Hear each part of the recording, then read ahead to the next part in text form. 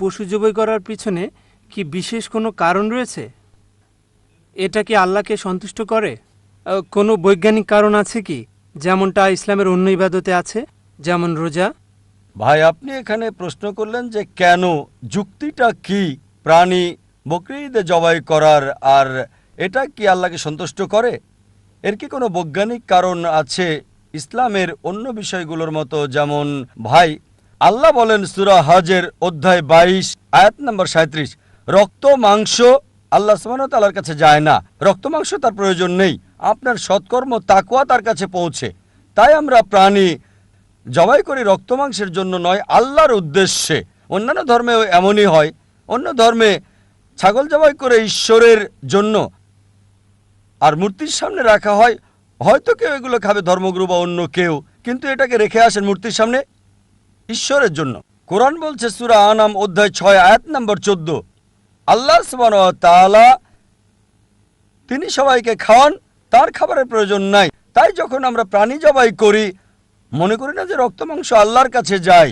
এটার কারণ নবী ইব্রাহিম আলাইহিস সালামের ঘটনা স্মরণ করা।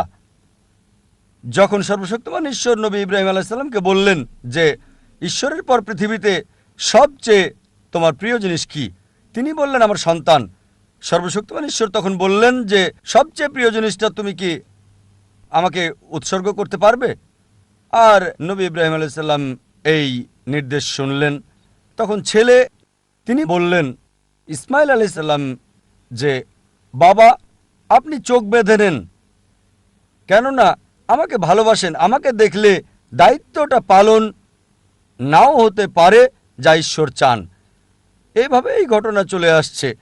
যখন তিনি সন্তানকে জবাই করতে গেলেন, সন্তানের স্থলে একটি ভেড়া দেওয়া হলো, একটা ছাগল দেওয়া হলো। সেটাকে স্মরণ করতেই আমরা বকরি ঈদ উদযাপন করে থাকি।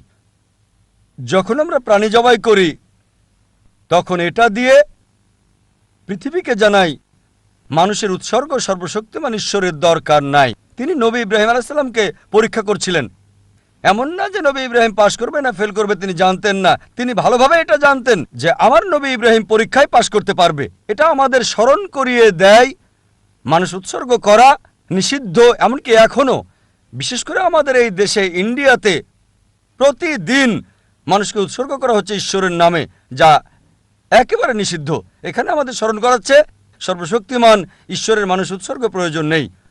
আবার আমরা যখন পশু জবাই করি, মনে করি না যে রক্ত মাংস সর্বশক্তিমান ঈশ্বরের কাছে যায়। পশু জবাইয়ের যে মাংস, সেই মাংসের 1/3 দিতে হয় গরিব লোকদের, আরেক অংশ আত্মীয় স্বজনকে দিতে হয়। নিজে বড় জোর 1/3 রাখতে পারেন।